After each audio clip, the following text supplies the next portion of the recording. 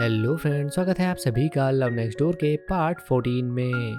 अब इसी बीच दिखाया जाता है जहां वो सभी एक साथ बैठकर काम कर रहे थे।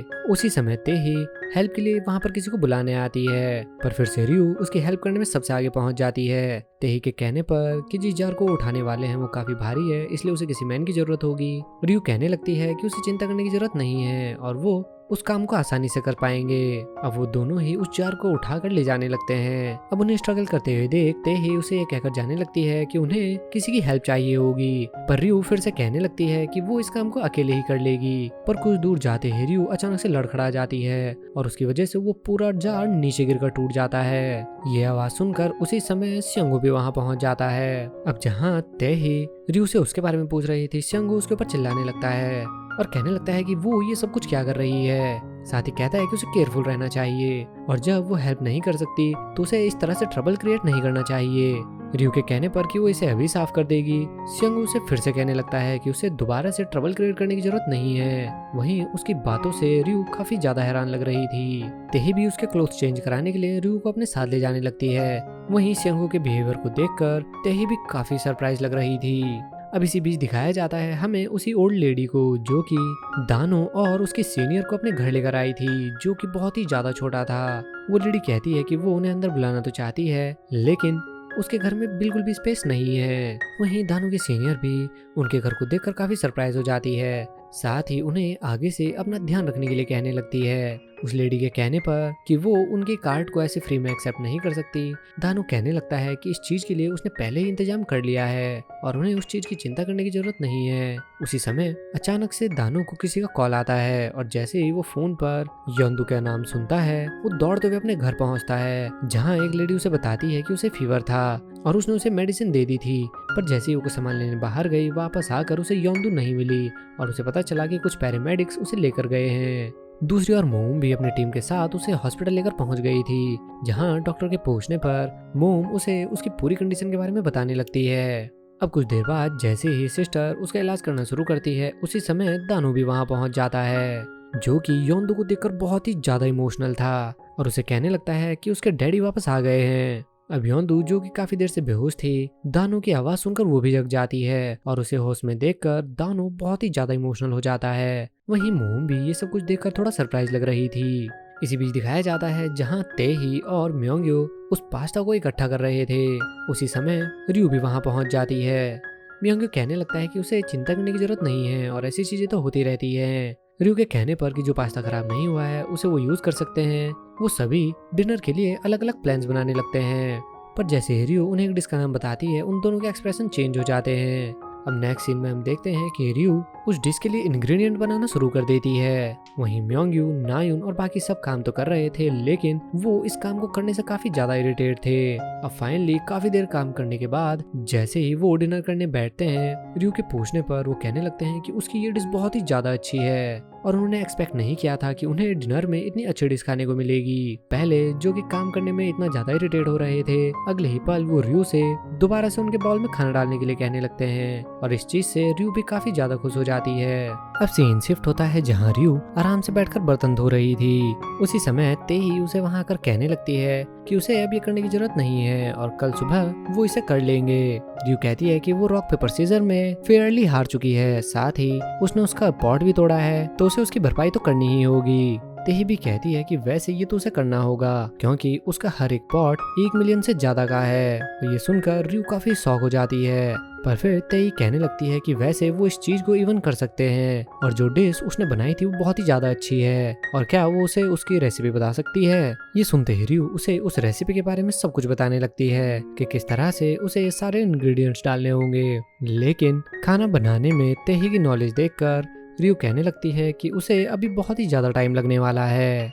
सीन शिफ्ट होता है जहां मोम दानो को देखते ही कहने लगती है कि वो उस बच्चे के पेरेंट्स को बहुत ही ज्यादा डांटने वाली थी, लेकिन अब उसे पता चला कि वो ही उसके फादर हैं। साथ ही कहने लगती है कि वो एक स्टोरी कवर करने गया था और क्या उसे ऐसा लगता है कि ये चीज करके वो पूरी दुनिया बदल सकता है और आखिर वो एक छोटी बच्ची को अकेले घर कैसे छोड़ सकता है। दानो भी कहने लगता है कि इस चीज के लिए उसके पास कोई एक्सक्यूज नहीं है।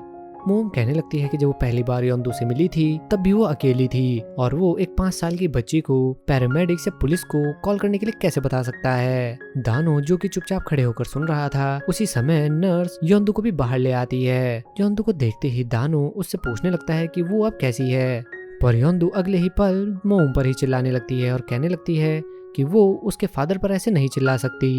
साथ ही कहने लगती है कि उसे उन लोगों से बहुत ही ज्यादा नफरत है जो उसके फादर पर चिल्लाते हैं। दानो के कहने पर कि ऐसा नहीं है, योंदू मोम से कहने लगती है कि अब से जब भी वो उसे मिलेगी वो उसे इग्नोर करेगी और साथ ही उसे आगे से उससे बात करने को भी मना करती है। अब ये चीजें सुनकर मोम और दानो बहुत ही ज्यादा कंफ्यूज हो जाते हैं। अब नेक्स्ट सीन में ही दानो योंदू से माफी मांगने लगता है कि उसे इस तरह से अकेले छोड़कर नहीं जाना चाहिए था। वहीं योंदू भी कहने लगती है कि वो मैदान में ग्लास सर्कल ढूंढ रही थी, पर वो उसके लिए क्लोवर लाए, इसके बावजूद भी वो उनके ऊपर चिल्लाई। वहीं दानो इस सब की वजह से बहुत ही ज्यादा दुखी लग रहा था। अब सीन शिफ्ट होता है जहाँ तेही और रियू दोनों ही उन बर्तनों को साफ करने लगते हैं। उसी समय रियू की नजर तेही के हाथ पर बने कुछ स्कार्स पर पड़ती है। उसके स्कार्स को इतने गौर से देखने के बाद रियू अचानक ही उसे कहने लगती है कि वो उसे ऑफेंड नहीं करना चाहती थी, पर तेही कहने लगती है कि उसे स्कार्स बहुत ही ज्यादा पसंद हैं, क्योंकि ये स्कार्स उसे अपने ड्रीम की याद दिलाते हैं कि वो पॉटरी बनाने के लिए कितना ज्यादा पैशनेट थी। तेही कहने लगती है कि जब उसके फादर ये काम किया करते थे तो उसे ये बिल्कुल भी अच्छा नहीं लगता था, लेकिन धीरे धीरे उसे ये चीज इतनी ज्यादा पसंद आ गई कि उसने इसे ही अपना ड्रीम बना लिया और इसी तरह से उसकी जर्नी स्टार्ट हुई। रियू भी कहने लगती है कि जब लोग उनके ड्रीम के बारे में बात करते हैं तो उसे बहुत ही ज्यादा अच्छा लगता है। तेही कहने लगती है कि उसका क्या ड्रीम है, क्योंकि वो इस बारे में बहुत ही ज्यादा सीरियसली सोच रही थी। रियू के कहने पर कि उसे नहीं मालूम, तेही कहने लगती है कि उसे जो चीज करना पसंद है उसे वही करना चाहिए। साथ ही कहती है कि जब उसने उन्हें खाना दिया था तो उनकी सर्विंग्स बहुत ही ज्यादा अच्छी लग रही थी और ये सुनकर रियू भी थोड़ा सोच में पड़ जाती है। अब सीन शिफ्ट होता है जहाँ स्यंगो को एक जगह अकेले बैठा देख तेही उसके पास पहुंच जाती है और उससे बातें करने लगती है। तेही कहती है कि जब रियू ने कहा था कि वो दोनों पास में बहुत ही ज्यादा पैशनेट थे, उसे ऐसा नहीं लगता क्योंकि उन दोनों में से सिर्फ एक वही पैशनेट थी और वो इस रिलेशनशिप में बिल्कुल भी पैशनेट नहीं लग रहा था। सेंगो के पूछने पर कि क्या यही रीजन था कि उसने उसके साथ ब्रेकअप किया, तेही कहती है कि यही रीजन था क्योंकि उसे उससे ज्यादा प्यार करने वाला कोई मिल गया था। पर फिर कहने लगती है कि हैरानी की बात तो ये थी कि उसने उसे डंप किया था, लेकिन फिर भी उसे ऐसा लग रहा था कि जैसे स्यंगो ने उसे डंप करा हो। स्यंगो कहता है कि उसके लिए भी वो बहुत ही ज्यादा हार्ड था। तेही कहती है कि वो अपने इमोशंस को अच्छे से कंट्रोल कर सकता है, पर उसे लगा था कि ब्रेकअप होने के बाद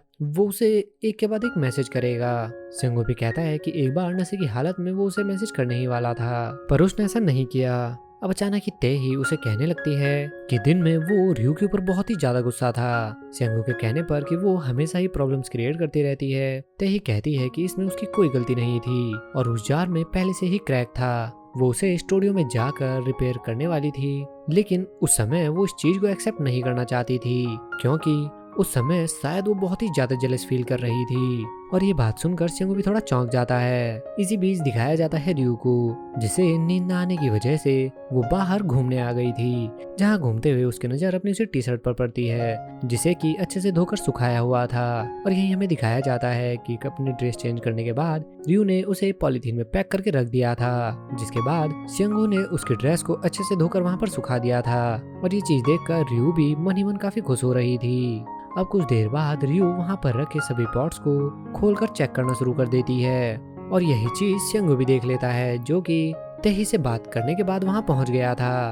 अब जैसे ही स्यंगो उससे पूछने लगता है कि वो इतनी रात को यहाँ पर क्या कर रही है, रियू उल्टा ही उससे पूछने लगती है कि आखिर उसने उसके क्लोथ्स को साफ कैसे किया।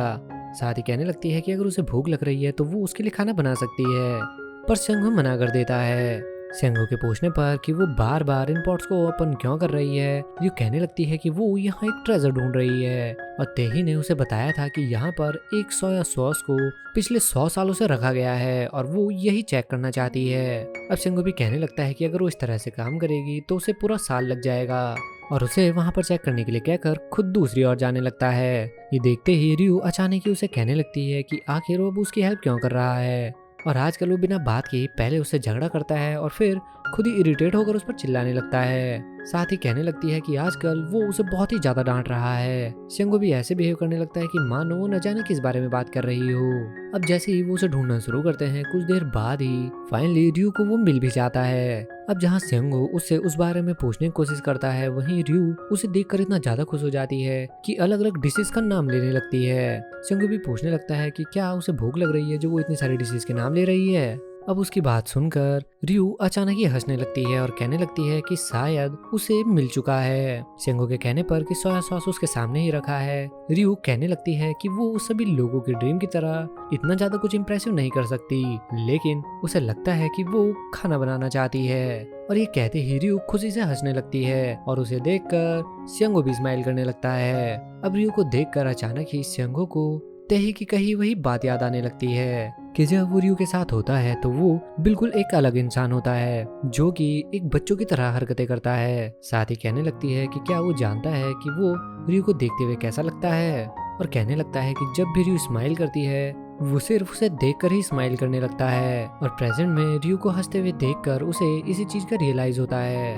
साथ ही कहने लगता है कि वो बहुत समय से अपनी इन्हीं फीलिंग्स से दूर भाग रहा था और उन्हें डिनाई करने की कोशिश कर रहा था, लेकिन रयू को अपने सामने उसे देखकर एहसास हुआ कि वो अपनी इन फीलिंग से कभी भाग ही नहीं सकता और वो एक ऐसी लड़की है कि जिसे वो लाइक करना कभी नहीं छोड़ सकता।